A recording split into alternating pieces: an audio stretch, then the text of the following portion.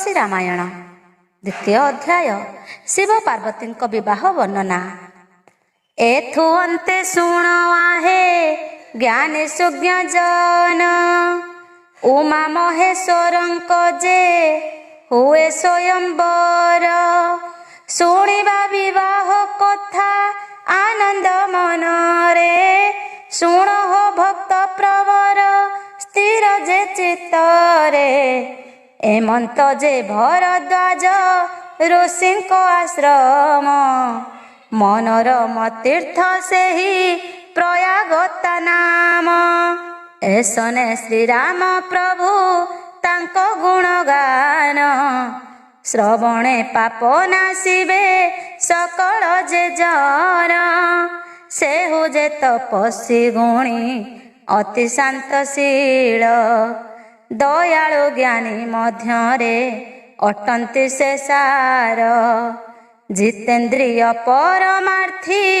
गुणरे पुराण श्रीराम नामरे तांको ठाए सदा ज्ञान हुअन्ते संक्रांति जान मकर माघरे पड़िला प्रथम दिन जोग प्रयागरे तेणु हे सकल साधु सन्थ जनगण प्रयाग स्नानार्थे पुणी करन्ति गमन स्वर्गर देवता पुणी दानव किन्नर थिले जे मानव केते पृथ्वी मध्यर सर्वे होइण त्रिवेणी संगमे मिलन करन्ति आनंद मने सेहि ठारे स्नान स्नान सारिण शेषे जेते भक्त जन बेणी माधव चरणे करन्ति दर्शन पुणी सेहु जे दर्शन करी जे पूजन्ति अक्षय बट पारु से जाई शिरपाती एथि परे भरद्वाज ऋषिंक आश्रमे सर्वे मिलन्ति जाइण आनंदित मने जे जहार इच्छाऊ मन अनुसारे आश्रम सजान्ति पुणी होयुत फूले एथु अंते जेते जेते साधु सन्थ थिले मकर संक्रांति दिन आश्रमे मिलिले समय होइछि पुणी प्रभातर बेळ उत्साहित होई सर्व सेहि ठारे मेळ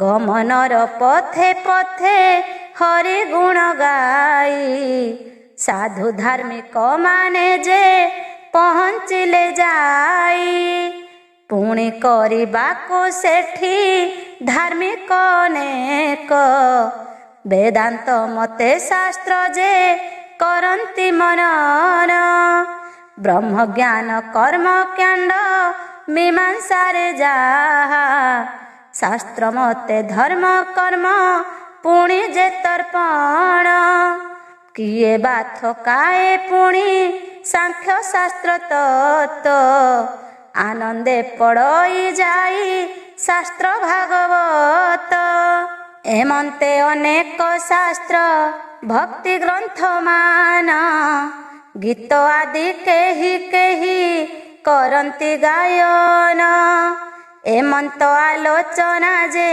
हुई सेठारे ज्ञान वैराग्य पुणी चर्चा हुए भोले एमंत जे से मकर मास गोटी जान ज्ञान वैराग्य मते कटा अंति जन प्रयाग तीर्थरे जने दिन जे कटाई पुनश्च जे जाहार से स्थान को फेरई जहि जाज्ञ बलकंक हृदयर ज्ञान ध्यान ज्ञाने भरद्वाज ऋषि जे जाणीण तहु जाइण तांकर पादरे पड़न्ति भरद्वाज जे सादरे ତାହାଙ୍କୁ ରଖନ୍ତି।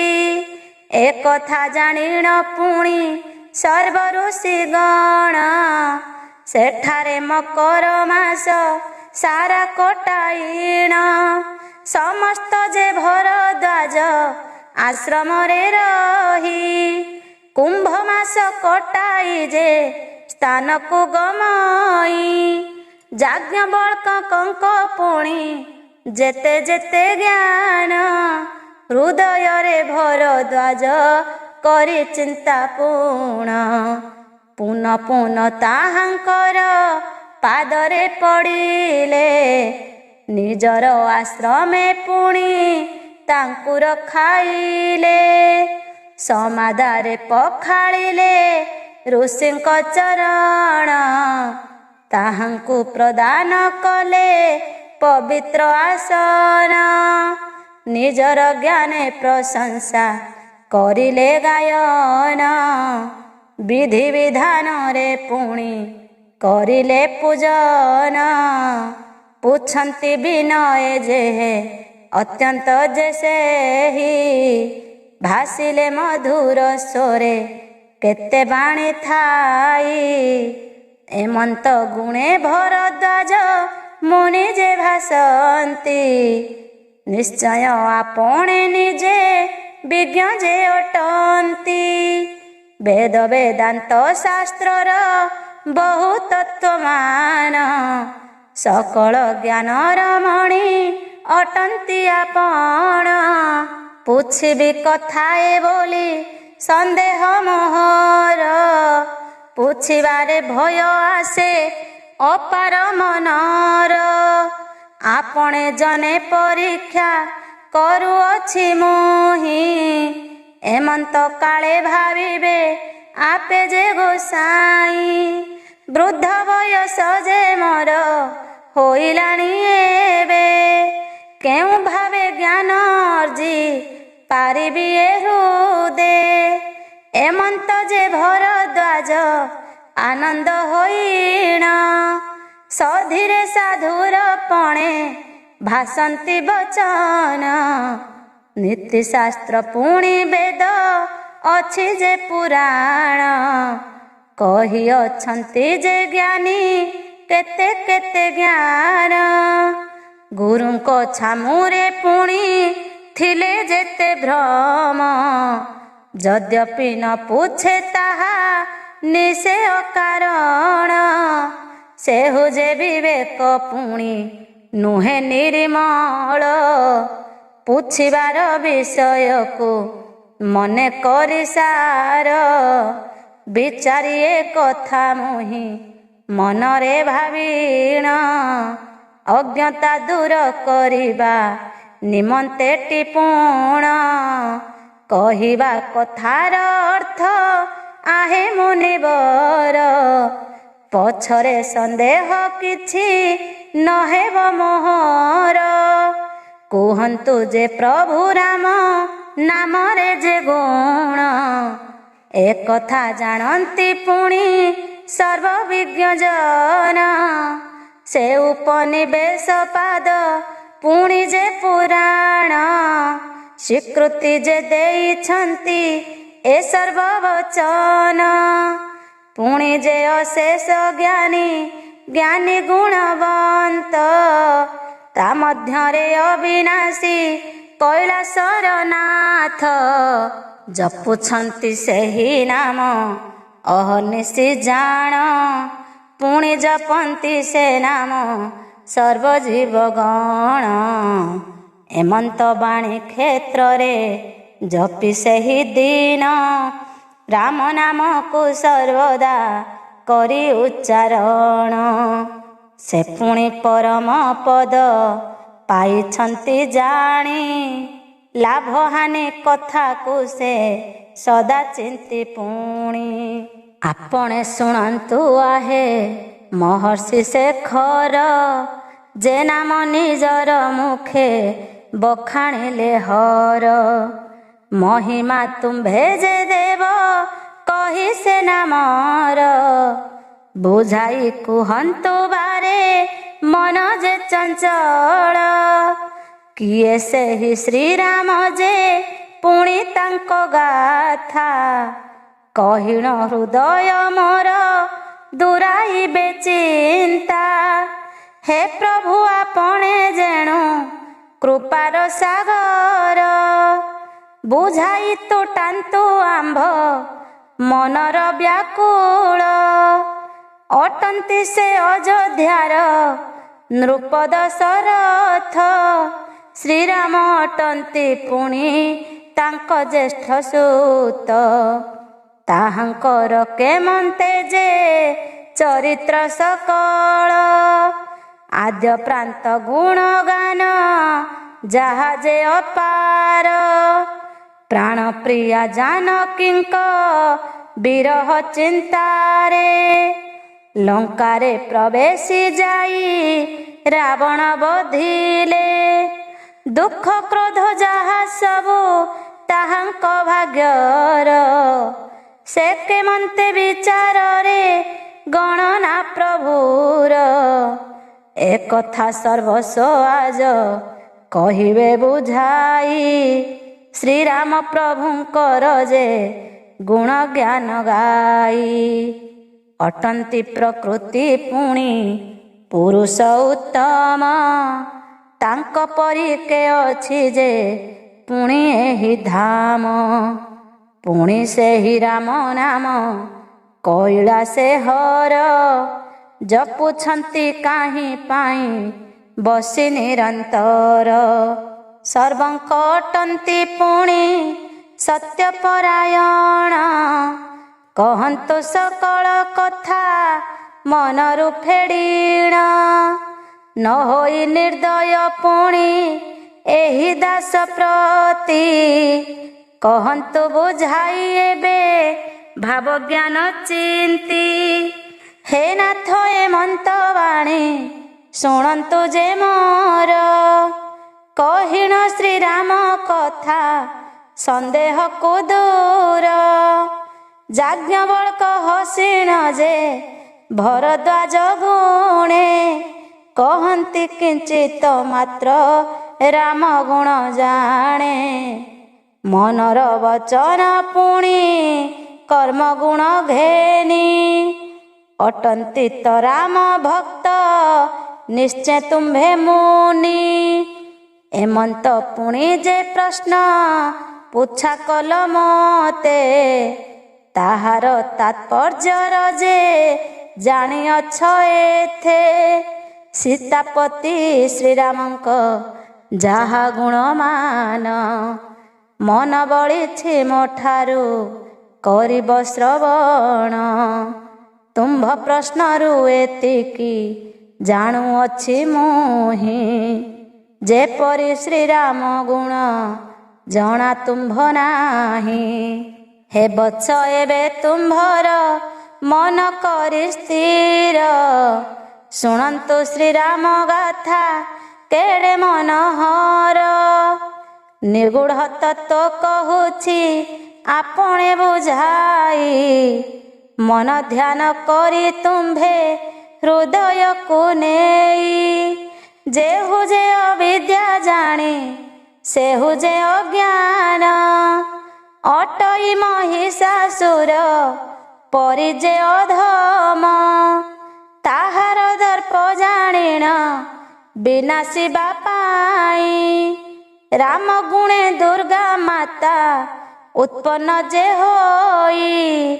ପ୍ରଭୁ ଯେ ଶ୍ରୀରାମଚନ୍ଦ୍ର ତାଙ୍କ ଗୁଣ ଗାନ ଚନ୍ଦ୍ରାଲୋକ ପରି ସେହୁ ଅଟଇ ସମାନ। ସାଧୁ ସନ୍ଥ ମାନେ ପୁଣି ପରିତ ଚକୋର ସେ ନାମ ସୁଧା ପାନକୁ ହୋଇ ତତ୍ପର। କହୁଅଛି ସେହି କଥା ମୁନିବର ଶୁଣ ହୃଦୟ ମଧ୍ୟରେ ଯାହା ଥିବଟି ଅଜ୍ଞାନ। ମହେଶ ସେ ମାହେଶ୍ୱରୀ ତାଙ୍କରି କଥନ ବିଚିତ୍ର ସମ୍ବାଦ ପୁଣି ଶାସ୍ତ୍ର ମଧ୍ୟ ଜାଣ। ତୁମ୍ଭର ନିମନ୍ତେ ମୁହିଁ କରୁଛି ବଖାଣ ମନ ଦେଇ ଋଷି ପ୍ରାଣ ଶୁଣ ରାମ ଗୁଣ। ପୁଣି ଯୁଗ ଯେ ତ୍ରେତୟା କାଳର କଥନ। ଗମନ୍ତି ମହେଶ ପୁଣି ଅଗସ୍ତ୍ୟ ଆଶ୍ରମ। ଆଶ୍ରମ ମଧ୍ୟରେ ଯାଇ ପ୍ରବେଶ ହୋଇଲେ ପ୍ରାଣପ୍ରିୟା ଅଧୀଶ୍ୱରୀ ନେଇ ସଙ୍ଗତରେ। ଯାଇ ଆଶ୍ରମେ ଅଗସ୍ତ୍ୟ କରି ଦର୍ଶନ। ପୁଥିଲେ ତହୁଁ ଜାଣିଣ ବେନିଙ୍କ ଚରଣ। ଦେବଦେବ ମହାଦେବ ତୋଷିବାର ପାଇଁ ହୁଅନ୍ତି ଆନନ୍ଦ ଅତି ସେ ଅଗସ୍ତ୍ୟ ଗୋସାଇଁ। ଏମନ୍ତ ଦର୍ଶନେ ପୁଣି ଶ୍ରୀରାମଙ୍କ ଗୁଣ। କରିଲେ ଅଗସ୍ତ୍ୟ ପୁଣି ତାଙ୍କୁ ଦର୍ଶନ। ଏ ବାଣୀ ଶୁଣିଣ ଭାରି ଗୌରୀ ଶଙ୍କର। ପାଇଲେ ଜାଣିଣ ପୁଣି ଆନନ୍ଦ ପାର। ତତ୍ପରେ ତପୋଧନ ହୋଇ କୃତକୃତ। ହରିଙ୍କର ଗୁଣଗାନ କରିଲେ ବ୍ୟକତ। ଶଙ୍କର ମଧ୍ୟ ସେ ଗାଥା ଜାଣି ହରସରେ। ଗୋଟି ଗୋଟି କରି ପୁଛେ ସେ ଋଷିଙ୍କ ଆଗରେ। ଯେ ଜନ ହରି ଭକ୍ତିରେ ମିଜି ନିର୍ବିଶେଷ। ଜାଣିବ ବା କେଉଁ ପରି ହରି ଭାବ କିସ। ଏମନ୍ତ ଯେବେ ନିପୁଣି ପ୍ରଶ୍ନ ଉତ୍ତର। କରିଲେ ସେ ହରି କଥା ତହିଁ ବାରମ୍ବାର। ଏମନ୍ତ ଯେ ବହୁ କଥା କଥୋପକଥନ। କଟିଗଲା ଏହିପରି କାହିଁ କେତେ ଦିନ। ତତ୍ପରେ ମାହେଶ୍ୱରୀ ସଙ୍ଗତେ ଘେନିଣ। କୈଳାସେ ଗମନ ଯେ କଲେ ପଞ୍ଚାନନ। ଦୁଷ୍ଟ ଜନମାନଙ୍କୁ ଯେ ବିନାଶିବା ପାଇଁ ମହିଭାର ନିବାରିବେ ଅଯୋଧ୍ୟାର ସାଇଁ। ଜନମି ଶ୍ରୀରାମଚନ୍ଦ୍ର ପୁଣି ଦେବ ଅଂଶେ। ଦଶରଥ ସୁତ ଜନ୍ମ ହେଲେ ରଘୁବଂଶେ। ଅଯୋଧ୍ୟାର ନାଥ ଜାଣ ପିତା ଦଶରଥ। କରିଲେ ସତ୍ୟ ଯେ ପୁଣି ସଂସାରର ଅର୍ଥ। ରାଜଭୋଗ ତ୍ୟାଗ କରି ସେହୁ ରଘୁପତି। ରାଜା ତ୍ୟାଗୀ ଅରଣ୍ୟକୁ କରିଲେ ସେ ଗତି। ଏମନ୍ତ ସମୟେ ଉମା ହର ସେହି କାଳେ। ଋଷିଙ୍କ ଆଶ୍ରମ ପଥେ ସେହୁ ଫେରୁଥିଲେ। ପଥରେ ଗମନ କରୁଥିଲେ ପଞ୍ଚାନନ। ସେ କ୍ଷଣେ ଭାବନ୍ତି ପୁଣି ଅନ୍ୟ ଯେ ବଚନ। ଭାଗ୍ୟରେ ଜୁଟିଛି ଆଜି ପ୍ରଭୁଙ୍କ ଦର୍ଶନ। ମର୍ତ୍ତ୍ୟପୁରେ ତାହାଙ୍କର ହୋଇଛି ଜନମ। ଏମନ୍ତ ଭାଗ୍ୟ ଯେ ମୋର କରିବି ଦର୍ଶନ। ଜନେ ନିଶ୍ଚୟ ଜାଣିବେ ଏହି ସେହି ବ୍ରହ୍ମ।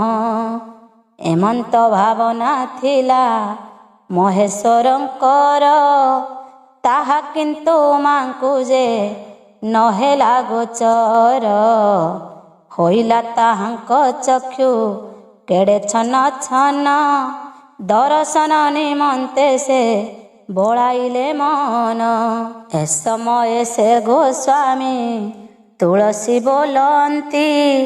ତୁମ୍ଭ ଦର୍ଶନ ଲାଗି ମୁଁ ହିଁ ଅଛି ପ୍ରାର୍ଥୀ। ତୁମ୍ଭ ପରି ମୋହର ଯେ ଦଶା ପଡ଼ିଅଛି।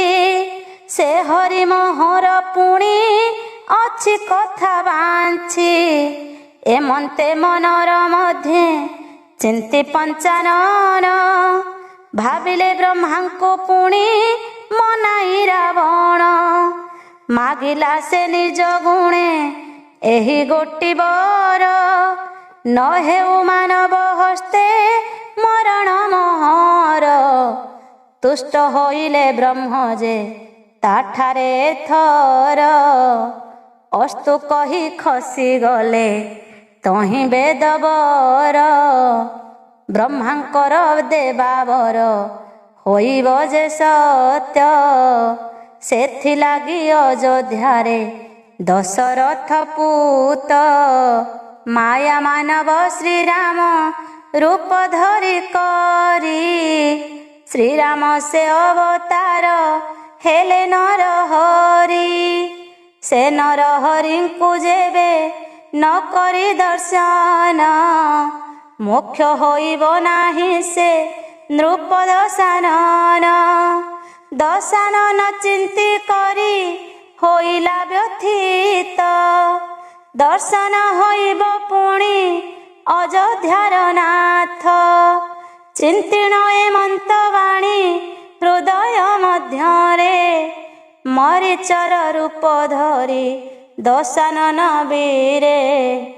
ପହଞ୍ଚିଲା ଯାଇ ପୁଣି ଦଣ୍ଡକରଣ୍ୟ।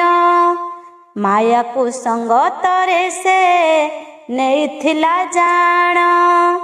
ରୂପରେ ମାୟାକୁ ରଙ୍ଗି ହୋଇ ମାୟା ବଳେ। ରାମଙ୍କୁ ଘେନି ଗଲା ସେ ମାୟା କରି ଦୂରେ। ଏକାଳେ ପୁଣି ସେହି ଯେ ଲଙ୍କାର ରାବଣ। ଧରିଲା ଭିକ୍ଷୁକ ବେଶ ମାୟାରେ ଜାଣିଣ। କଳେ ବଳେ ବୈଦେହୀ ନେଲା ସେହି ହରି। ନେଇ ପହଞ୍ଚିଲା ପୁଣି ସେ ଲଙ୍କା ନଗରୀ। ଆପଣା ରାଜ୍ୟରେ ସିନା ପହଞ୍ଚେ ଅସୁର। ଏଣେ ମୃଗ ହତ ହେଲା ଶ୍ରୀରାମଙ୍କ କର। ମୃଗ କୁମାରୀ ଶ୍ରୀରାମ ନର ରୂପ ହରି। ତୁରନ୍ତ ପୁନ କୋଟିର ଦ୍ୱାର ଠାରେ ମିଳି। ବିସ୍ମୟ ଦେଖନ୍ତି ନାହିଁ ତହିଁ ବୈଦେହୀ। ଭାବିଣ ବସିର ଦନ କଲେ ବେନି ଭାଇ। ଜାନକୀ ବିରହେ ଦେଖ ରଘୁପତି ରାମ। କାନ୍ଦନ୍ତି କେତେ ବିକଳେ ପ୍ରଭୁ ପରମ ବ୍ରହ୍ମ। ପୁଣି ଯେ ଅରଣ୍ୟ ମଧ୍ୟେ ଯାଇବେନି ଭାଇ। ବୈଦେହୀ ଖୋଜୁଛନ୍ତି ବିକଳରେ ସେହି। ରାମଙ୍କ ବିଚ୍ଛେଦ ପୁଣି ଜଗତ ମାତାରେ। ଯାହା ସମ୍ଭବ ନୁହଁ ତ୍ରିପୁର ବିଚାରେ। ଏ ଭବ ସଂସାରେ ପୁଣି ସେହି ମୋହ ମାୟା। ସ୍ପର୍ଶ କରି ନ ପାରଇ ଯେଣୁ ଯୋଗ କାୟା। ଏମନ୍ତ ଯେତେ ବିରହ ବେଦନା କାତର। କରି କି ପାରିବ ତାଙ୍କ ଦୁଃଖ ମାନ ଦୂର। ଏମନ୍ତ ଯେ ସୀତାପତି ଶ୍ରୀରାମଚରିତ। ବିଚାରେ ଅଟଇ ପୁଣି ବିଚିତ୍ର ଅତ୍ୟନ୍ତ। ଏକଥା ଜାଣନ୍ତେ ପୁଣି ଯେତେ ଜ୍ଞାନୀ ଜନ। ମୂର୍ଖ ଜନେ ସେହି ସତ୍ୟ ହୋଇବ ଗମ୍ୟ। ଭାବନ୍ତି ଡାକନ୍ତି ପୁଣି ଅନ୍ୟ ଯେ ପ୍ରକାର। ଜାଣନ୍ତି ନିଶ୍ଚୟ ତାହା ଉମାଙ୍କର ବର। ସଂଯୋଗ ଶୃଙ୍ଗାର ପୁଣି ବୈଦେହୀଙ୍କ ବର। ସେ ରସ ମହତ ପୁଣି ଶ୍ୟାମ ନିରାକାର। ଧନୁକୁ କରିଲେ ପୁଣି ସେ ହୁଆ ମଞ୍ଚନ। ଜାଣିବ ସେ ମନ୍ତରସ ଅଟେ ରକ୍ତ ବର୍ଣ୍ଣ। ପୁଣି ଯେ ସୀତାଙ୍କର ସେ ବିରହ କରୁଣ। ତାହାକୁ ବଚନେ ପୁଣି କହେ ପୀତବର୍ଣ୍ଣ। ଅଟଇ ସେ ସେତୁ ବନ୍ଧ ବିସ୍ମୟ କାରଣ। ଭାବୁକେର ସେ ମଜନ୍ତି ପିଙ୍ଗଳ ବରଣ। କରିଲେ ସେ ସୁପର୍ଣ୍ଣଖା ନାସାକୁ ଛେଦନ ବିଚାରରେ ରସ ପୁଣି ଧବଳ ସେବନ ଶ୍ରୀରାମ ଭଗ୍ନ କରିଲେ ଯହୁଁ ଶିବ ଧନୁ ସେ ରସ ବରଣ ହେଲା କର୍ପୂର ସମାନୁ ଏମନ୍ତ ବିରହର ଯେ ବ୍ୟାକୁଳ କ୍ରନ୍ଦନ ସେ ରସ ବନଟଇ ଧୂସର ଯେ ପୁଣ ଏଥି ମଧ୍ୟେ ମାରିଚକୁ ବଧ କଲେ ରାମ ସେ ରସର ନାମ ହେଲା ତହିଁ କୃଷ୍ଣ ବର୍ଣ୍ଣ ଅଟନ୍ତି ତପସ୍ୱୀ ଜାଣି ଅତି ବେଶୀ ଶାନ୍ତ ଉଜ୍ଜଳ ବରନ ତାହା ହୋଇ ପ୍ରତୀତ ଏମନ୍ତ ସମୟେ ଜାଣ ଦେବ ପଞ୍ଚାନନ ପ୍ରଭୁଙ୍କର ଦର୍ଶନ କଲେ ସେହି କ୍ଷଣ ଯହୁଁ ସେ ରାମଙ୍କୁ ସେଠି ଦର୍ଶନ କରିଲେ ବିରହ ଜ୍ୱାଳା କାତର ଗୁଣକୁ ଜାଣିଲେ ତହୁଁ ଯେ ମନରେ ତାଙ୍କ କ୍ଷୋଭ ଜାତ ହେଲା ସମ୍ମୁଖ ଯେ ଦର୍ଶନେ ମନ ନ ବଳିଲା ତେଣୁ ସେ ନିକଟେ ନ ଗମିଲେ ଯେ ପୁଣି ନିଜର ପରିଚୟକୁ ନ ଦେଲେଟି ଜାଣି ଜଗତ ଜୀବନ ଜନ ତାଙ୍କ ପରିତ୍ରାଣ କରନ୍ତି ପ୍ରାଣୀଙ୍କର ସେ ହିତ ହେତୁ ପୁଣ ଯେଣୁ ସେ ପରମ ବ୍ରହ୍ମ ଅଟନ୍ତି ଯେ ରାମ କରି ନିଜ ହିତାର୍ଥରେ ପ୍ରଭୁ ଜୟ ଜ୍ଞାନ ଏହୁ ଯେ କଳପ ଦର୍ପ ହାରି ମହେଶ୍ୱର ଉମାଙ୍କୁ ସଙ୍ଗତେ ଧରି ଗମନ୍ତି ନିର୍କର ଏମନ୍ତେ କୈଳାସ ସେହୁ ଯିବାକୁ ଲାଗିଲେ ଅତି ଭାବ ପୁଲକିତ ତାହାଙ୍କ ଅନ୍ତରେ ତତ୍ ସଙ୍ଗେ ଶିବଙ୍କର ବିଚିତ୍ର ଅବସ୍ଥା ତାହାକୁ ଦେଖିଣ ପୁଣି ଜଗତର ମାତା ହୃଦୟ ସନ୍ଦେହ ପୁଣି ଶିବଙ୍କୁ କରିଲେ ପୁଣି ସେ ଆପଣା ମନେ କେତେ ବିଚାରିଲେ ସ୍ୱାମୀ ଯେ ଅଟନ୍ତି ମୋର ଶ୍ରେଷ୍ଠ ଦେବ ପଣେ ଦେବଙ୍କର ଶ୍ରେଷ୍ଠ ବୋଲି ନାମେ ପଞ୍ଚାନନେ ତ୍ରିଭୁବନ ସକଳରେ ନମନ୍ତି ତାହାଙ୍କୁ ସେ ପୁଣି ନମୁଛନ୍ତି ଯେ ଏମନ୍ତେ କାହାକୁ ସୁରଗର ଇନ୍ଦ୍ର ଆଦି ଯେତେ ଯେ ଦେବତା ଯାହାଙ୍କର ପାଦ ତଳେ ନଇଥାନ୍ତି ମଥା ଏହୁ ଯେ ମାନବ ଅଂଶେ ହୋଇ ଅବତୀର୍ଣ୍ଣ ଅଯୋଧ୍ୟାର ଦଶରଥ ସୁତ ଏହି ରାମ ସହଜେ ନର ଶରୀର ମରତ ଭୁବନେ ତାହାଙ୍କୁ ନମନ୍ତି ନାଥ ଆଶ୍ଚର୍ଯ୍ୟ ଯେ ମନେ ମୁଖରେ ପୁଣି ଯେ ପ୍ରଭୁ କଲେ ଉଚ୍ଚାରଣ ଜୟ ଜୟ ଜୟ ଦେବ ପ୍ରଭୁ ପରମ ବ୍ରହ୍ମ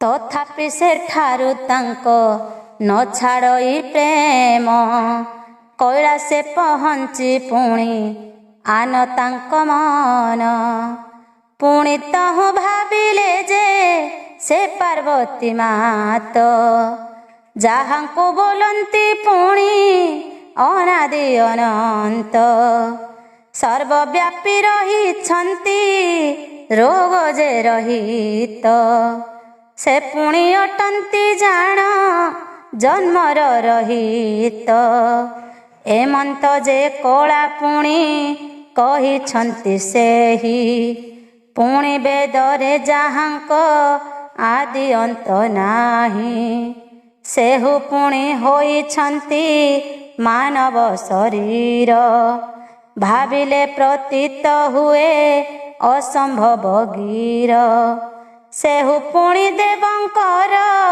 ଫେଡ଼ନ୍ତି କଷଣ।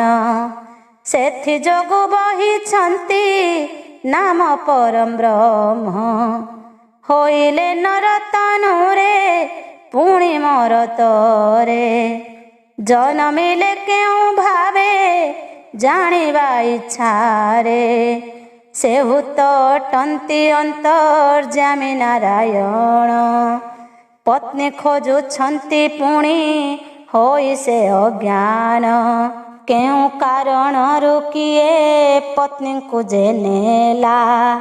ଏମନ୍ତ ସ୍ଥାନ ଯେ ପୁଣି ନେଇ ସେ ରଖିଲା। ଏହାକୁ ନ ପାରିଲେ ଯେ ସେହି ପ୍ରଭୁ ରାମ। ପୃଥିବୀରେ ପରିଚିତ ସେ ପୁଣି ଯେ ବ୍ରହ୍ମ। ଏମନ୍ତ ବିଚାରି ପୁଣି ଭାବନ୍ତି ପାର୍ବତୀ। ମୋର ସ୍ୱାମୀ ନିଶ୍ଚୟ ତ ସର୍ବଜ୍ଞ ଅଟନ୍ତି। ତ୍ରିଭୁବନ କାରଣର ସର୍ବକଥା ଜଣା। ସେ ପୁଣି ହେଉଛନ୍ତି ତ ନିଜେ ବାଟବଣା। ଏମନ୍ତ ନାନା କଥାକୁ ହୃଦୟ ଚିନ୍ତିଣ। କରୁଛନ୍ତି ମନେ ମନେ ସନ୍ଦେହ ମୋଚନ। ତଥାପି ସେ ମନକୁ ତ ନ ପାରି ବୁଝାଇ। ପୁଣି ସନ୍ଦେହ ପଡ଼ିଲେ କେତେ କ୍ଷଣ ପାଇଁ। ଏମନ୍ତ ବୃନ୍ଦ ମଧ୍ୟରେ ପଡ଼ିଲେ ସେ ଯେଣୁ। ମୌନ ହୋଇଗଲେ ସେ ଅବୁଝା କାରଣ। ନ କହିଲେ ମାହେଶ୍ୱରୀ ମହେଶ୍ୱରେ ପୁଣି। ମାତ୍ର ସଦାଶିବ ତାହା ଥିଲେ ଆଗୁ ଜାଣି। ବୋଲନ୍ତିରେ ପ୍ରାଣ ପ୍ରିୟା ସହଜେତ ନାରୀ। ଏତେ ବଡ଼ କଥା ତୁମ୍ଭେ ଜାଣିବ କିପରି। ତହୁଁ ସେ ଅଗସ୍ତ୍ୟ ମୁନି ରାମଙ୍କର ଗୁଣ। ସମ୍ମୁଖରେ କରିଲେ ଯେ ତା ଅଦ୍ଭୁତ ବର୍ଣ୍ଣନ। ଯୋଗୀ ମୁନି ଜ୍ଞାନୀ ଜନ ଯେତେ ଭୁବନ। ବନ୍ଦନ୍ତି ଯେ ଅହର୍ନିଶି ରାମଙ୍କ ଚରଣ। ମୋର ସେହି ରାମଚନ୍ଦ୍ର ଇଷ୍ଟ ଯେ ଅଟନ୍ତି।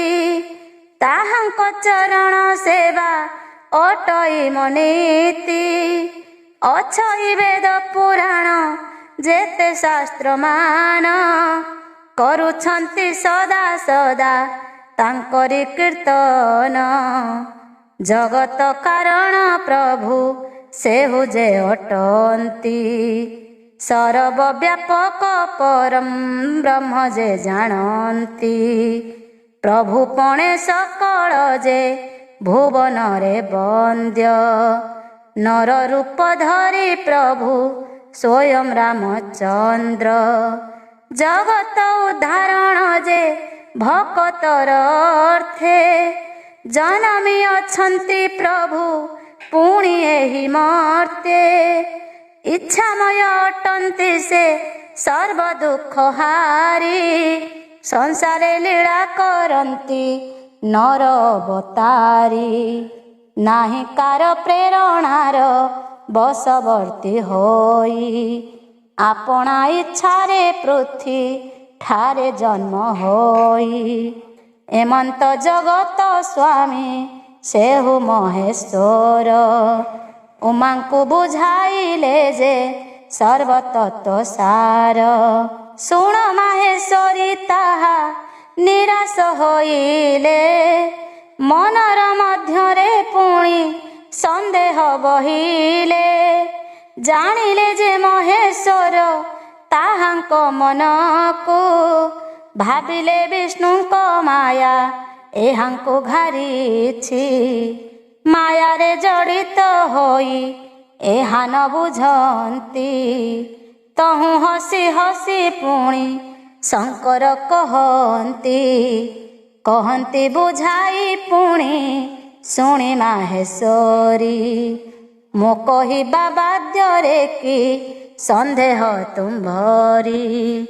ଯଦିଓ ବିଶ୍ୱାସ ତୁମ ମୋ କଥାରେ ନାହିଁ। ପରୀକ୍ଷା କର ଯାଇଣ ଏବେ ତୁମ୍ଭେ ଯାଇ। ପରୀକ୍ଷା କରିଣ ତୁମ୍ଭେ ଆସିବ ଫେରିଣ। ସେ ଯାଏ ପଥର ପ୍ରାନ୍ତେ ଥିବି ଯେ ବସିଣ। ଯିବ ଯେବେ ମାହେଶ୍ୱରୀ ଶୁଣ ମୋର ଗୀର। ପରୀକ୍ଷା କରିବ ଭ୍ରମ ଯେବେ ହେବ ଦୂର। ସଦାଶିବ ଦେଲେ ଆଜ୍ଞା ଗଲେ ମାହେଶ୍ୱରୀ। ଚଳିଲେ ସେ ପଥ ଘାନ୍ତେ ଆନନ୍ଦରେ ଚଳି। ଭାବନ୍ତି ସେ ପଥ ମଧ୍ୟେ ବିଚାରିଣ ମନେ। ସତ୍ୟ ଯାହା ତାହା ମୁହିଁ ଜାଣିବି କେଶନେ। ସତୀଙ୍କୁ ପଠାଇ ପତି ତହୁଁ ପଞ୍ଚାନନ। ବିଚାରିଲେ ମନେ ମନେ କେତେ କଥା ମାନ। ଏତେ ତ କହିଲି ତାଙ୍କୁ ବୁଝିବାର ପାଇଁ। ନ ବୁଝିଲେ ପ୍ରିୟା ମୋର ଏଡ଼ିକି ବୁଝେଇ। ନିଶ୍ଚୟ ଜାଣୁଛି ଏବେ ବିପରୀତ ଫଳ। ମିଳିବ କାର୍ଯ୍ୟରେ ନିଶ୍ଚୟ ଜାଣୁଛି ଏଥର। ସୁଫଳର କଥା ଯାହା ବିଫଳ ହୋଇବ। ଲଜ୍ଜିତା ହୋଇଣ ନିଶ୍ଚୟ ପ୍ରିୟା ମୋ ଫେରିବ। ତର୍କ କରିବା ଏମନ୍ତ ନୁହଁ ମଙ୍ଗଳ। ବୃଥା ହୋଇଥାଏ ଫଳ ଦୁଃଖ ଯେ କେବଳ। ତେମନ୍ତ ଯୋଗକୁ ଘେନି ଗଲେ ମାହେଶ୍ୱରୀ। ରାଘବଙ୍କୁ ପରୀକ୍ଷା ଯେ କରିବେ କିପରି।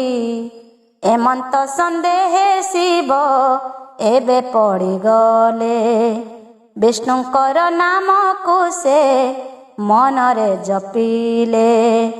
ପୁଣି ଯେ ବିଚାର କରି ଉମା ଠାକୁରାଣୀ। ଶ୍ରୀରାମଙ୍କ ସମ୍ମୁଖକୁ ଯାଆନ୍ତି ସେ କ୍ଷଣି। ସର୍ବ ସୁଖ ସେହି ସୁଖ ଅଟନ୍ତି ଯେ ରାମ। ଅମୃତ ବର୍ଷଇ ପୁଣି ଦେଖିଲେ ବଦନ।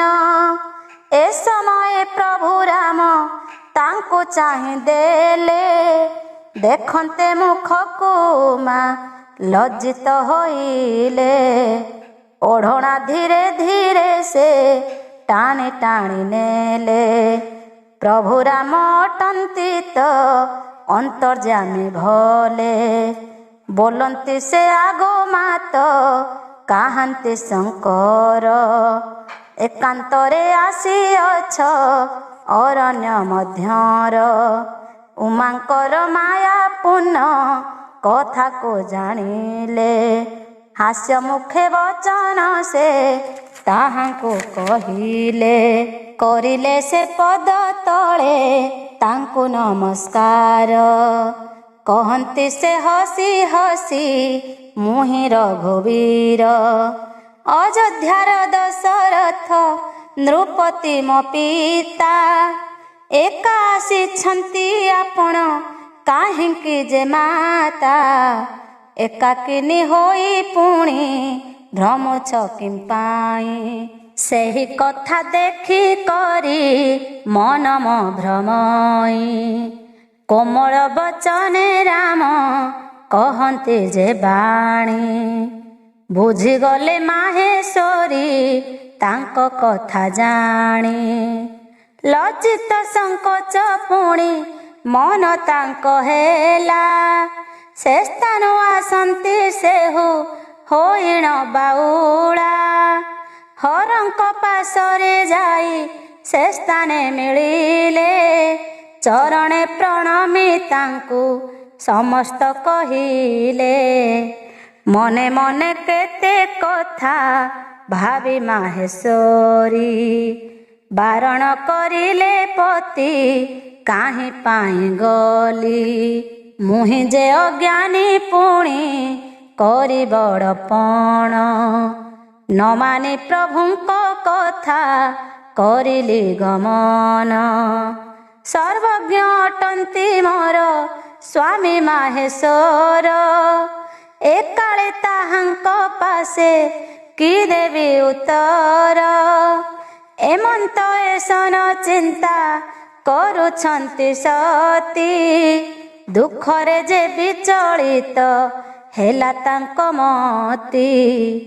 ଅନ୍ତର ମଧ୍ୟରେ ପୁଣି ଭାବି ପ୍ରଭୁ ରାମ, ଏବେ ହୋଇବେ ନିଶ୍ଚୟ ସତୀ ଦୁଃଖ ମନ।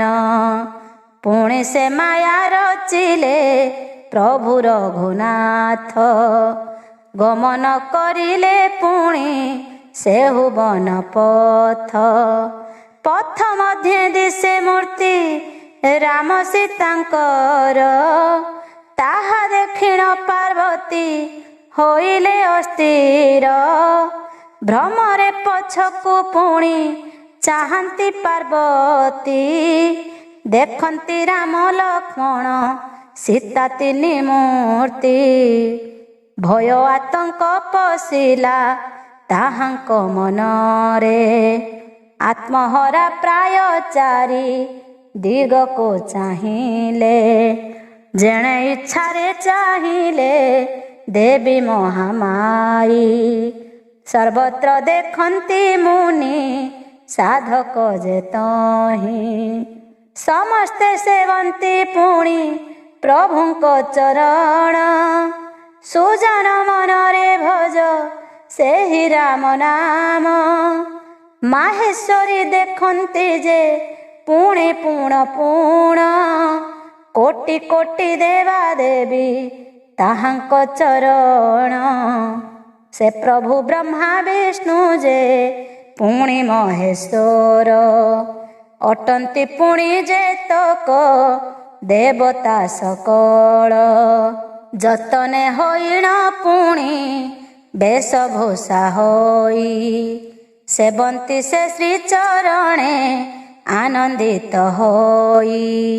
ଏମନ୍ତ ଦେଖନ୍ତି ପୁଣି ନିଜେ ମହାମାଇ, ମହାଲକ୍ଷ୍ମୀ ସାବିତ୍ରୀ ଯେ ସେ ପଦ ସେବଇ। କୋଟି କୋଟି ବ୍ରହ୍ମା ଶିବ ସେ ସ୍ଥାନେ ମିଳନ, ସେମାନଙ୍କ ସହିତରେ ନିଜ ପତ୍ନୀ ମାନ। ସେ ସ୍ଥାନରେ କୋଟି କୋଟି ପୁଣି ସୀତାରାମ, ସେ ସ୍ଥାନେ ଦିଶନ୍ତି ପୁଣି କେଡ଼େ ଶୋଭାବନ। ଜଣ ଜଣ କରି ପୁଣି ପ୍ରଭୁ ରାମଙ୍କର, ଆନନ୍ଦେ ପୂଜନ୍ତି ଯାଇ ପଦ ତାହାଙ୍କର। ସର୍ବସାର ଚରାଚର ଯେ ଜୀବନଗତ, ପଣରେ ଦିଶନ୍ତି ପୁଣି ଅତ୍ୟନ୍ତ ଶୋଭିତ। ସେଠାରେ ମିଳି ସକଳ ଯେତେ ଦେବଗଣ, ରାମ ସୀତାଙ୍କୁ ସେ ପୁଣି କରି ଭିନ୍ନ ଭିନ୍ନ। ତହିଁ ଅଛନ୍ତି ଯେ ପୁଣି ଯେତେ ଦେବଗଣ, ପ୍ରତ୍ୟେକ ପାଶରେ ପୁଣି ଛନ୍ତି ସୀତାରାମ। ଦିଶଇ ସର୍ବଦେବଙ୍କ ରୂପ ଭିନ୍ନ ଭିନ୍ନ, ବେଶଭୂଷଣ ଛଇ ଯେ ଯାହାକୁ ଜାଣ। ଏମନ୍ତ ଯେ ସେ ସ୍ଥାନକୁ ଦେଲେ ଯେ ଅନାଇ, ତହିଁ ଅଛନ୍ତି ଯେ ପୁଣି ସୀତାର ଘୋଷାଇ। କାହାକୁ ନ ଦେଖି ଜାଣି କିଛି ଭିନ୍ନ ଭିନ୍ନ, ତାହାକୁ ସେ ପରି ଦେଖି ମାହେଶ୍ୱରୀ ପୁଣ। ଭୟ ଆତଙ୍କ ପଣରେ ବକ୍ଷ ଯେ ଥରଇ, ଥରି ଉଠିଲା ପ୍ରାଣ ଯେ ହତବାକ ହୋଇ। ନିଜଠାରେ ଅଛି କି ନା ନିଜର ଶରୀର, ତାହା ଯେ ବାରି ନହିଲା ଦେଖ ତାହାଙ୍କର। ଏମନ୍ତ ଭୟରେ ସେହୁ ନୟନ ବୁଝିଲେ, ଥକା ମାରି ହଉ ନାରୀ ଥକା ମାରି ହର ନାରୀ ସେଠାରେ ବସିଲେ। ଏମନ୍ତ କିଛି ସମୟ ଗଲା ତହୁଁ ବିତି, ଚକ୍ଷୁ ଖୋଲିଲେ ତହୁଁ ସେ ମାତା ଯେ ପାର୍ବତୀ। ନ ହୋଇଲା ତାଙ୍କୁ ପୁଣି କିଛି ଦୃଶ୍ୟମାନ, ଦେଖିଲେ କେବଳ ମାତ୍ର ତହିଁ ରାମ ଲକ୍ଷ୍ମଣ। ଅଧୀରେ ଦୁହିଁଙ୍କୁ ମାତ କରି ନମସ୍କାର, ଚଳିଲେ ପୁଣି ଯେଉଁଠି ଥିଲେ ସେ ଶଙ୍କର। ଉଷତ ମନେ ପାର୍ବତୀ ଦେବୀ ସେହିଠାରେ, ମିଳିଲେ ଯାଇଣ ପୁଣି ସ୍ୱାମୀଙ୍କ ପାଖରେ। ଯେମନ୍ତ ତାହାଙ୍କୁ ଦେଖି ତହିଁ ପଞ୍ଚାନନ, ହାସ୍ୟ ମୁଖେ ପଚାରନ୍ତି କୁଶଳ ବଚନ। ପ୍ରଭୁଙ୍କୁ ପରୀକ୍ଷା ତୁମ୍ଭେ କିପରି କରିଲ, ହାରିଲ କି ଜିଣିଲ ଯେ କୁହ ତୁମ୍ଭେ ଭଲ। କପଟ ନରକ୍ଷୀଣ ଯେ କହିବ ଆଦରେ, କହିବ ବିସ୍ତାରି ଦେଖା ହେଲା କି ପ୍ରଭୁରେ। ଜାଣିଲେ ଯାହା ପାର୍ବତୀ ଗୁଣ ରାମଙ୍କର, ମନେ ପକାଇ ତାହାକୁ ହୋଇଲେ ବିକଳ। ଉଭୟ ଭୟର ମାତ୍ର କେ ସିନା ସେହୁ ମହାମାଇ, ଜାଣିଲେ ସିନା ଶିବଙ୍କୁ ନ କହିଲେ ସେହି। କହୁଅଛି ସତ୍ୟ କଥା କିଛି ନ ପାରିଲି, ଭ୍ରମିଣ ଭ୍ରମିଣ ପୁଣି ପଳାଇ ଆସିଲି। ପୁଣି ଯେ କହନ୍ତି ଉମା କଥା ବଦଳାଇ, କହିବି ଯା ସତ୍ୟ କଥା ବଚନଟିଏ। ଜାଣିଲି ପ୍ରଭୁ ଶ୍ରୀରାମ ସ୍ୱୟଂ ପରମ ବ୍ରହ୍ମ, ଦେଖିଲି ଜାଣିଲି ପୁଣି ମାନିଲା ମୋ ମନ। ଜାଣିଲି ନାହିଁ ଯେ ମୁହିଁ ଏହି ସେହି ରାମ, ଯାହାଙ୍କ ନିତ୍ୟ ନିତ୍ୟ ଯେ ପୂଜେ ପଞ୍ଚାନନ। ଏମନ୍ତ ବାଣୀକୁ ଯହୁଁ ଶୁଣିଲେ ଈଶ୍ୱର, ନାସ୍ତି ବାଣୀ ତାହାଙ୍କୁ ଯେ ବହିଲେ ବାଣୀର। ତହୁଁ ସେହୁ ଯୋଗ ଧ୍ୟାନେ କ୍ଷଣେ ବସିଗଲେ, ଯାହା ସକଳ ଚରିତ ତାହା ତ ଜାଣିଲେ। ଯାହା ଯାହା ଘଟଣା ଯେ ସେଠାରେ ଘଟିଲା, ତାହାକୁ ଜାଣିଲେ ଶିବ ତହୁଁ ସେହି ଭଲା।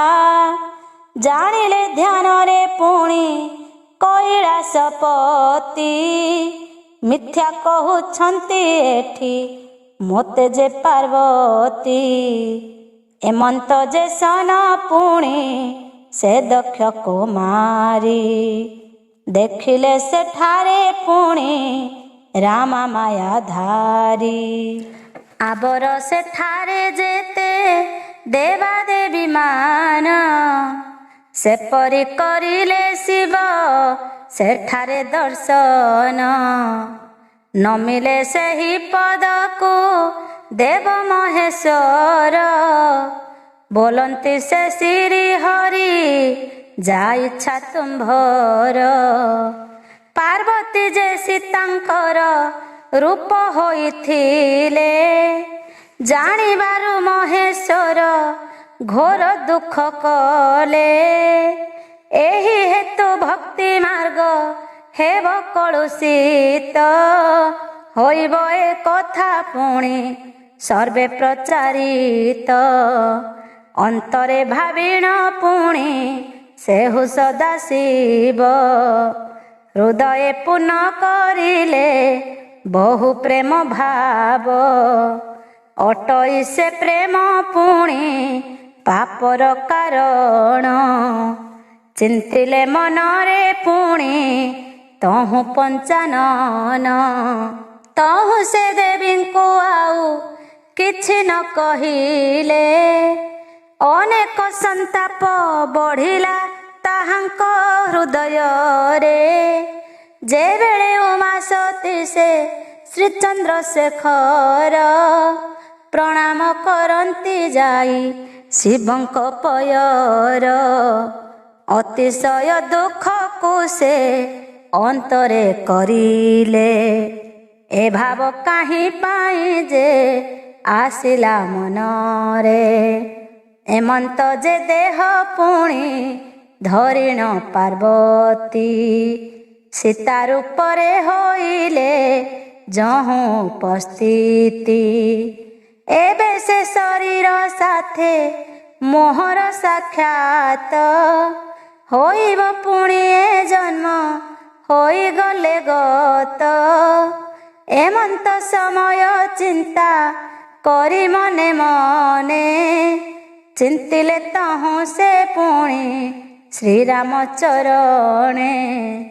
ଅନେକରେ ସଦାଶିବ ଚିନ୍ତିଲେ ଚିତ୍ତରେ, ପୁଣି ଯେ ମନ୍ତ କଥା ବିଚାର କରିଲେ। ତହୁଁ ସେ ପ୍ରଭୁ ରାମଙ୍କୁ ପ୍ରମାଣ କରିଣ, ଯାଇଣ କୈଳାସେ ତହୁଁ ମିଳିଲେ ବହନ। ସେ କାଳେ ତାହାଙ୍କୁ ପୁଣି ହେଲା ଶୂନ୍ୟବାଣୀ, କହୁଛି ଶୁଣ ହେ ତୁମ୍ଭେ ପ୍ରଭୁ ଶୂଳ ପାଣି। ଜାଣିଲି ସର୍ବଜ୍ଞ ତୁମ୍ଭେ ଦେବ ହର ହର, ଏକାଳେ ବିଜୟ ପୁଣି ହୋଇଛି ତୁମ୍ଭର। ଉତ୍ତମ ଭକତିପଣ ତୁମ୍ଭେ ଦେଖାଇଲ, ଜଗତେ ଖ୍ୟାତି ରଖିଲ ମୋହର ନାମର। ଧନ୍ୟ ଧନ୍ୟ ଧନ୍ୟ ପ୍ରଭୁ ତୁମ୍ଭେ ସଦାଶିବ, ଅଟଇ ପ୍ରତିଜ୍ଞା ତୁମ୍ଭ ଅଟେ ଧ୍ରୁବ ଧ୍ରୁବ। ଶ୍ରୀରାମ ଭକ୍ତଙ୍କ ମଧ୍ୟେ ତୁମ୍ଭେ ଯେ ପ୍ରଧାନ, ଏକାକୀ ଅଟନ୍ତି ପୁଣି ସଂସାରରେ ଜାଣ। ଆପଣଙ୍କ ଏମନ୍ତ ଯେ ବାଣୀ ଶୁଣି ସତୀ, ଚମକି ପଡ଼ିଲେ ତହିଁ ସତୀ ଯେ ସମ୍ପ୍ରତି। ମନରେ ପୁଣି ଯେ କେତେ ଦୁଃଖ ଜାତ ହେଲା, ପୁଛିଲେ ଭୋନାଥ ତୁମ୍ଭେ ହେଲୋ ଏତେ ଭୋଳା। ସେ ପୁଣି ଦୀନ ଦୟାଳୁ ପ୍ରଭୁ ନାରାୟଣ, କୃପାମୟ ପ୍ରଭୁ ତୁମ୍ଭେ ଅଟ ସତ୍ୟ ଧାମ। ମୋହରେ କହନ୍ତୁ ପ୍ରଭୁ ଏବେ ଦୟା କରି, କିମ୍ପାଇଁ ପ୍ରତିଜ୍ଞା ତୁମ୍ଭେ କଲ ଯେ ବିସ୍ତାରି। ଆତୁରେ ମନ୍ତ ପୁଣି ପୁଛନ୍ତି ପାର୍ବତୀ, ସଦାଶିବ ଉତ୍ତର ଯେ କିଛି ନ ଦିଅନ୍ତି। ଏମନ୍ତ ଦେଖିଣ ତହିଁ ଶିବେ ଉଗ୍ରମୂର୍ତ୍ତି, ଏବେ ଜାଣିଲେ ସକଳ ମାତା ସେ ପାର୍ବତୀ। ଏ ଦୋଷେ ସ୍ୱାମୀ ମୋହର କରିଲେଣି ତ୍ୟାଗ, ଆଶ୍ଵିନ କପାଳେ ପୁଣି ପଡ଼ିଲା ଦୁର୍ଯୋଗ। ତାହା ଯେ ସତୀଙ୍କୁ ପୁଣି ବହୁତ ବାଧିଲା, ଜାଣିଲେ ନିଜର କର୍ମ ନିଜେ ଅରଜିଲା। ଏମନ୍ତ ସେ ଆକାଶରେ ପ୍ରବେଶିବେ ଯାଇ, ନୀରବ ହୋଇଲେ ପୁଣି ଜାଣି ମହାମାଇ। ହୋଇଲା ବିଦୀର୍ଣ୍ଣ ପୁଣି ତାହାଙ୍କ ଅନ୍ତର, ଅନେକ ନିଜକୁ ପୁଣି କରିଲେ ଧିକାର। ଏଥୁ ଅନ୍ତେ ସତୀ ମନ ଜାଣି ପଞ୍ଚାନନ, କହନ୍ତି ପାରୁ ସେ ଯାଇ ଅମିୟ ବଚନ। ତହୁଁ ସେ କୈଳାସେ ଯାଇ ପରବେଶ ହେଲେ, ପାଶରେ ସତୀଙ୍କୁ ଧରି ଗଲେ କାନ୍ତରେ। ସହସା ପହଞ୍ଚି ପୁଣି କୈଳାସ ଭୁବନ, ପ୍ରତିଜ୍ଞା ବାକ୍ୟ ସ୍ମରଣ କଲେ ପଞ୍ଚାନନ। ତହିଁ ଯେ ଥିଲା କଳ୍ପ ବଟର ତଳରେ ବସିଲେ ତହିଁଟି ଯାଇ ପଦ୍ମ ଆସନରେ ଧ୍ୟାନ ପଣେ ଯାଇ ପୁଣି ସେହୁ ପଞ୍ଚାନନ ଗଭୀର ଭାବରେ ଧ୍ୟାନେ ହେଲେ ନିମଗନ ତହିଁ ପୁଣି ଏକାକିନୀ ଥାଇ ହୈମବତୀ କୈଳାସ ପର୍ବତେ ବସି କେତେ ଭାବୁଛନ୍ତି ହୃଦୟ ତାହାଙ୍କର ଯେ ଦୁଃଖେ ହେଲା ପୂର୍ଣ୍ଣ ନୟନ ବହିଣ ଗଲା ଲୋତକେ ଶ୍ରାବଣ ଜାଣିଲେ ନାହିଁ ସମସ୍ତ ତହିଁ ରୁଦ୍ରଗଣ ଭାବିଲେ ନିଶ୍ଚୟ ଏଥି ଘଟିଅ ଘଟଣ ଦିବସକୁ ଯୁଗ ଯୁଗ ମଣିଲେ ଯେ ସତୀ ଶଙ୍କର ବିହୀନ ଆତ୍ମା ମୃତରେ ମଣନ୍ତି ଏମନ୍ତ ଯେ ସତୀଙ୍କର ମନ ଦିନ ଦିନ ପ୍ରବେଶ ହୋଇଲା ମନେ ଦୁଃଖ ଯେ ନୂତନ କାତରେ ଚିନ୍ତନ୍ତି ପୁଣି ଶ୍ରୀରାମ ଠାକୁର ଏ ଦୁଃଖ ଏବେ ତୁମ୍ଭେ ମୋତେ ପାରେ କର ଯେମନ୍ତେ ତୁମ୍ଭଙ୍କୁ ମୁହିଁ ଅବିଶ୍ୱାସ କଲି ସତୀଙ୍କ ଠାରେ ଦ୍ରୋହକୁ ମୁହିଁ ଯେ ରଚିଲି ତେଣୁ ମିଳିଲା ଉଚିତ ଶାସ୍ତି ଏହି ମୋତେ ତାହା ବି ମିଳିଛି ସତ୍ୟ ମୋର କର୍ମ ମତେ ବଞ୍ଚିବା କଠିନ ଏବେ ଶିବଦ୍ରୋହୀ ହୋଇ ଏମନ୍ତ ବଞ୍ଚିବା ମଧ୍ୟ ଉଚିତ ନୁହଁ ଖେଦ ଯାଏ ମନ୍ତ ପୁଣି ପାର୍ବତୀଙ୍କ ମନେ ପ୍ରକାଶିନ ହେବ ପୁଣି କାହିଁ ଯେ ବଚନେ କୌଣସି ଉପାୟ ଯେଣୁ ପାର୍ବତୀ ନ ପାଇ ଚିନ୍ତିଲେ ସହସା ଦେବୀ आहे ରଘୁସାଇ ପରମ ଦୟାଳୁ ତୁମ୍ଭେ ଆରତ ନାଶନ ମୋର ବିନତି ଆରତ ପ୍ରଭୁ ବାରେ ତୁମ୍ଭେ ଘେନ ସତ୍ୟ ଯେବେ ତୁମ୍ଭେ ପ୍ରଭୁ ଜଗତ ଠାକୁର ଜାଣିନ ଏ ପ୍ରାଣ ଏବେ ନିୟ ରଘୁବୀର କାୟ ମନ ବାକ୍ୟ ମୋର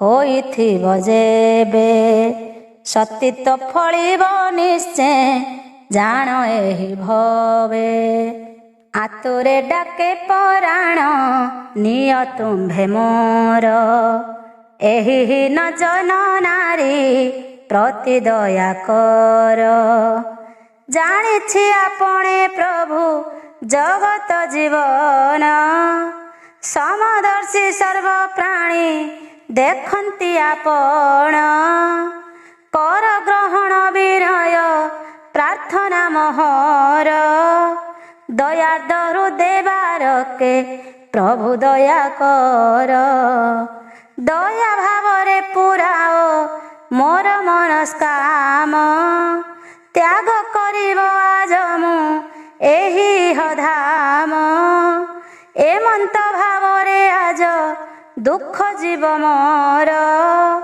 ଆଉ ନାହିଁ ଉପାୟ ମୋ ଜଗତ ଠାକୁର ଅଟଇ ମୁଁ ପ୍ରଜାପତି କନ୍ୟା ଯେ ପାର୍ବତୀ ଏଡ଼ିକି ଦୁଃଖ ମୋହର ଭାଗ୍ୟରେ ଯେ ଅଛି ଏମନ୍ତ ପୁଣସି ସତାଶ୍ରୀ ସହସ୍ର ବରଷ ଦର୍ପ ଭରେ ଶଙ୍କର ଯେ କଲେ ତାହା ଶେଷ ବିଧିରେ ସମାଧି ତାଙ୍କ ହୋଇଲା ଭଗନ ସମାଧିରୁ ଉଠିଲେ ସେ ସ୍ମରି ରାମ ନାମ ଜାଣିଲେ ପାର୍ବତୀ ପୁଣି ଦେବ ପଞ୍ଚାନନ ବହୁଦିନ ସମାଧିକୁ ତେଜିତ ହୁଁ ଜାଣ ଏ ସମୟ ସତୀପତି ପାରୁଷକୁ ଯାଇ ପଡ଼ିଲା ବେଳେ ପଦରେ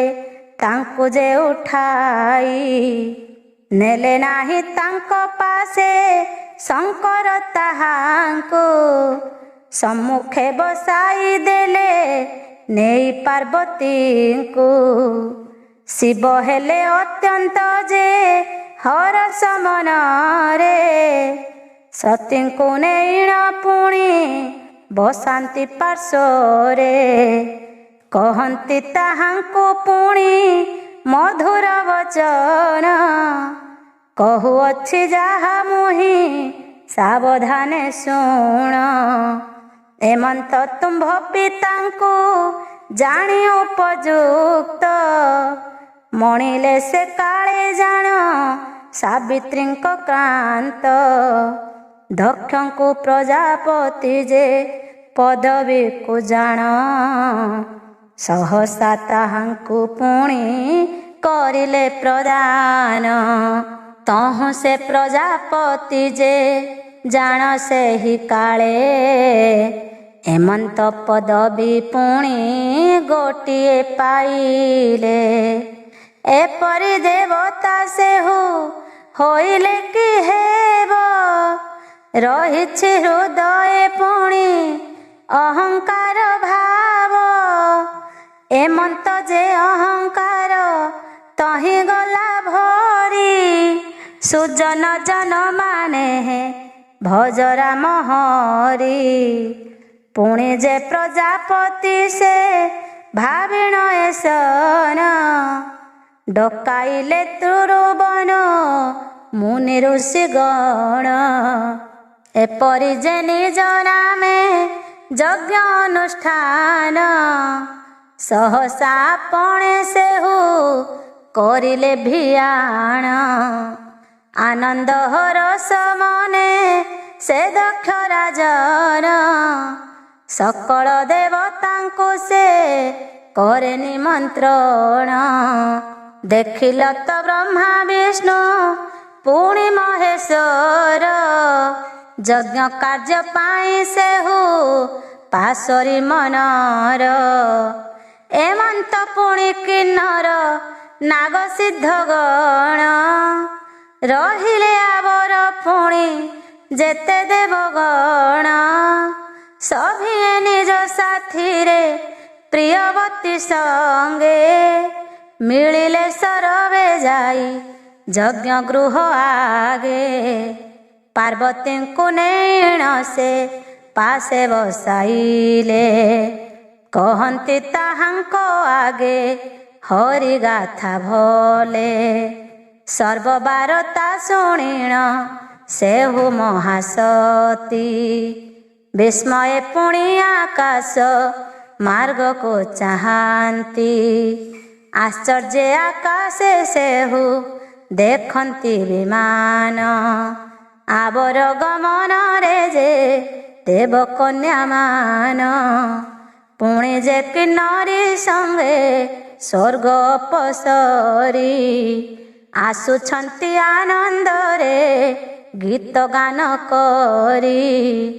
ଏ ସମୟରେ ପଞ୍ଚାନନେ ଦେବୀ ସେ ପାର୍ବତୀ ସଧୀରେ ତାହାଙ୍କୁ ସେ ଯେ ବଚନ ବୋଲନ୍ତି ତୁମେ ପରମ ଧରମ ସ୍ୱାମୀ ବୁଝାଇଣ କେବଳ ଘଟିଛି ପୁଣି ଏମନ୍ତ ଘଟଣା।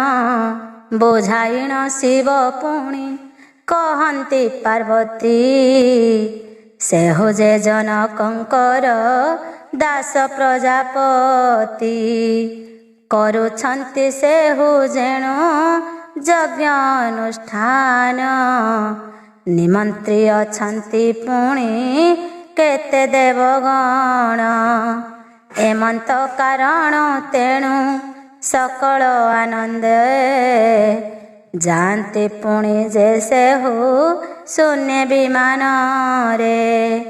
ସ୍ୱାମୀଙ୍କ ଠାରୁ ପିତାଙ୍କ ଯଜ୍ଞ ଶୁଣି ସତୀ ମନରେ ହୋଇଲେ ସେହୁ ଆନନ୍ଦ ଯେ ଅତି। କହନ୍ତି ମୋର ପ୍ରଭୁ ହେ ତୁମ୍ଭେ ପଞ୍ଚାନନ ଯଜ୍ଞକୁ ଯିବାକୁ ଆଜ ବଳି ଅଛି ମନ। ତୁମ୍ଭେ ଯେ ଆଦେଶ ଦେଲେ ମୁହିଁ ଯେ ଯିବାଇ, ଇଚ୍ଛା ହୋଇଛି ଆଜ ମୋ ଦେଖିବାର ପାଇଁ। ଯଜ୍ଞ ଶେଷେ ଆନନ୍ଦରେ ଫେରିବି କୈଳାସ, ଏବେ ହେ ଆଜ୍ଞା ଦିଅନ୍ତୁ ତୁମ୍ଭେ କୃତିବାସ। ପାର୍ବତୀଙ୍କ କଥାକୁ ଯେ ତ୍ୟାଗିଲେ ଈଶାନ, ତେଣୁ ହିଁ ମନରେ ତାଙ୍କ ହୋଇଗଲା ଭ୍ରମ। ଇଚ୍ଛା ଥିଲା ପିତ୍ରାଳୟ ନିଶ୍ଚୟ ଯିବା ପାଇଁ, ଏବେ ତ କହିଲେ ପୁଣି ଦୋଷକୁ ଯେ ବହି। ତଥାପି ମନେ ହୋଇଲା ହୋଇପାରେ ଦାସୀ, ଭକତି ସହିତ ପୁଣି ଭୟ ଅଛି ମିଶି। ପାର୍ବତୀ ଭୟ ଆତଙ୍କେ କାତର ହୋଇଣ, ତହୁଁ ଯେ ଭାସନ୍ତି ସତୀ ମଧୁର ବଚନ। ଆହେ ନାଥ ମୋର ଶ୍ରେଷ୍ଠ ଦିଅ ମୋତେ କହି, ଆଜ ଯେ ପିତାଙ୍କ ପୁରେ ମୁହିଁ ଯେ ଯିବ।